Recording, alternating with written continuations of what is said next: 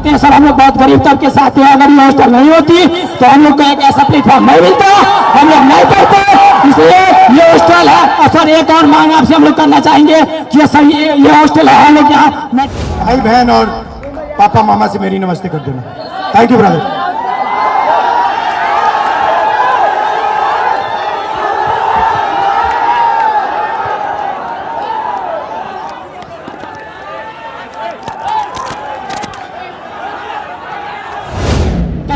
क्या matric inter के graduation के लिए सब लोग को नौकरी मिलेगी? नहीं मिलेगी। तो कंपटीशन के लिए एक छात्रावास होना चाहिए, पीजी छात्रावास दलितों के लिए होना चाहिए, जिससे कि हम लोग आगे की पढ़ाई कर सके और देश के विकास में अपना योगदान दे सके। सर दलित, पिछड़ा वर्ग, अति पिछड़ा वर्ग, आदिवासी वर्ग, आपके खिलाफ इस देश में 24 घंटा अत्याचार होता है। आपको दबाया जाता है, आपको शिक्षा के सिस्टम में रोका जाता है, आपके खिलाफ पेपर लीक किया जाता है और आपके करियर को रोकने के लिए, खत्म करने के लिए किया जाता है। हमने 3 मांगे की हैं। सबसे पहले जाति जनगणना, सही तरीके का जाति जनगणना जो हमने तेलंगाना में किया। दूसरी बात,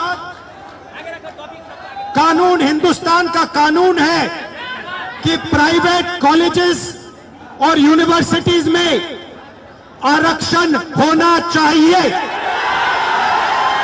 और ना नरेंद्र मोदी ना बिहार की सरकार उस कानून को लागू कर रही है। इसीलिए हम उन पर दबाव डालेंगे और जब तक, मैं बता रहा हूं, जैसे मैं यहां आया हूं ना, रोक नहीं पाए वैसे ही नहीं रोक पाएंगे जब तक इन्होंने प्राइवेट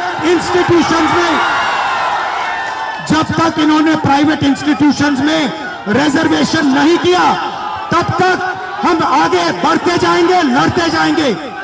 क्योंकि आप 90% हो, आप अपनी स्ट्रेंथ समझो। आपको भटकाकर, डराकर, दबाकर, आपके ध्यान को इधर उधर करके आपको रोका जाता है। इस देश में आपके लिए कोई जगह नहीं है। 90% के लिए इस देश में कोई रास्ता नहीं है। आप ब्यूरोक्रेसी को देखो, सीनियर ब्यूरोक्रेसी में आपके कितने लोग? 0। आप कॉर्पोरेट इंडिया को देखो, कॉर्पोरेट इंडिया में आपके कितने लोग? 0। आप हाई कोर्ट देखो, आपके कितने लोग? 0। आप एजुकेशन सिस्टम के मालिकों को देखो, मेडिकल सिस्टम के मालिकों को देखो, आपके लोग कितने? 0। मगर मनरेगा की लिस्ट निकालो, आपके लोगों से भरी हुई है। मजदूरों की लिस्ट निकालो, आपके लोगों से भरी हुई है। सारे के सारे कॉन्ट्रैक्ट, सारा का सारा धन 5-10% के हाथ में जाता है और आपको उल्टी सीधी बात बताकर आपके ध्यान को इधर उधर कर दिया जाता है। आपको एक साथ खड़ा होना है और 3 मांगे हैं। पहली मांग जाति जनगणना, दूसरी मांग प्राइवेट इंस्टीट्यूशंस में, प्राइवेट स्कूल और कॉलेजेस में रिजर्वेशन, अति पिछड़ा का, ओबीसी का, दलित का, आदिवासी का। तीसरी बात, एससी एसटी सब प्लान, जो आपका पैसा है, जो आपको नहीं दिया जाता है, आपको वो दिया जाना चाहिए। ये 3 चीजें कहने में आपसे आया था। और ये बात समझिए, आप एक बात समझिए, बिहार की पुलिस ने अभी मुझे रोकने की कोशिश की, रोक नहीं पाई। पता है क्यों नहीं रोक पाई? नहीं, इसलिए नहीं रोक पाई क्योंकि आपकी शक्ति मेरे पीछे है। आपकी शक्ति मेरे पीछे है, इसीलिए कोई, दुनिया की कोई शक्ति उसको रोक नहीं सकती है। हमने कहा, हमने नरेंद्र मोदी से कहा, पार्लियामेंट में कहा, तुम्हें जाति जनगणना करना पड़ेगा। हमने उससे कहा कि तुम्हें संविधान को यहां माथे पर लगाना पड़ेगा। नरेंद्र मोदी जी ने आपके दबाव से डरकर जाति जनगणना हिंदुस्तान में घोषित किया है।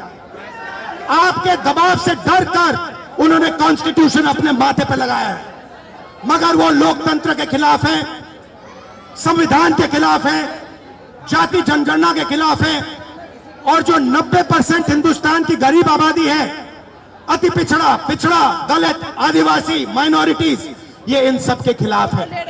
ये अदानी अंबानी की सरकार है, ये आपकी सरकार नहीं है। आपने इतने प्यार से मेरी बात सुनी, इसके लिए आप सबको दिल से बहुत बहुत धन्यवाद।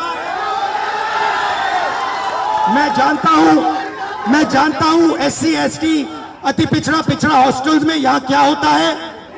मैं आपको गारंटी देता हूं, जैसे ही हिंदुस्तान में सरकार आएगी, जैसे ही बिहार में हमारी सरकार आएगी, हम ये सारा का सारा बदल देंगे और आपके लिए जो होना चाहिए वो करके दिखाएंगे।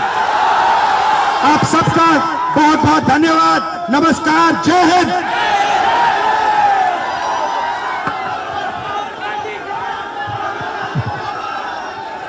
जय भीम, जय भीम, जय भीम। Thank you. जय भीम, और ताकत से जय भीम। नमो बुद्धाय। जय भीम, जय भीम।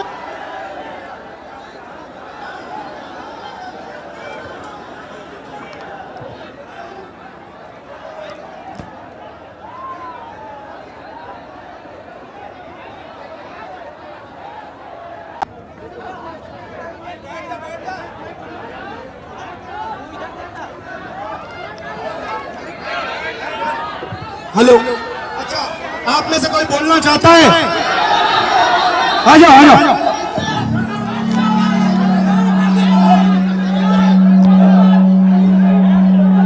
आपका नाम? प्रदीप सर, प्रदीप। यहाँ पे आपके हॉस्टल में क्या हालत है, थोड़ा बताइए मुझे।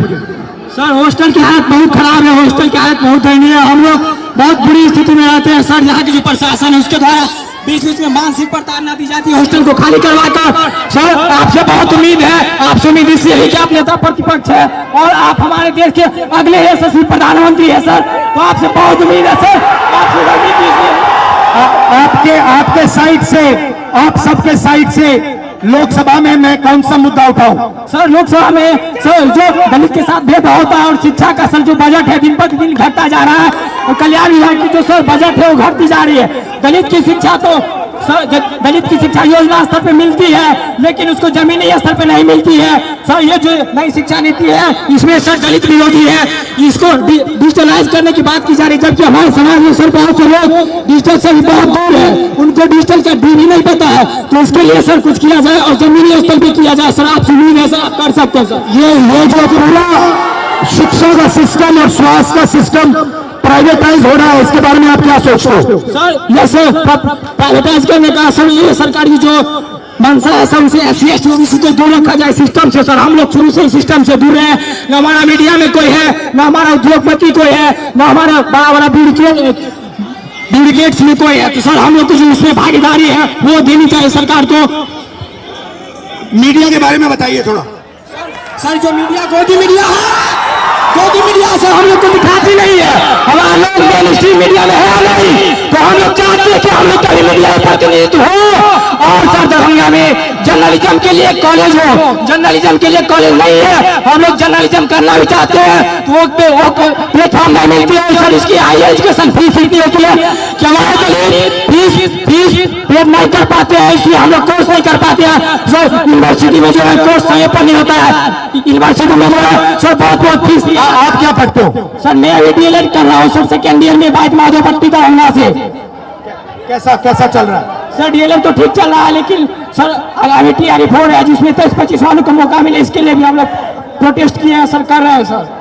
और माता पिता क्या करते हैं, भाई बहन कितने हैं? सर मेरे माता पिता सर, मम्मी तो गृहिणी है, पापा एक मामूली ड्राइवर है सर। पापा जो है 300-400 दिहाड़ी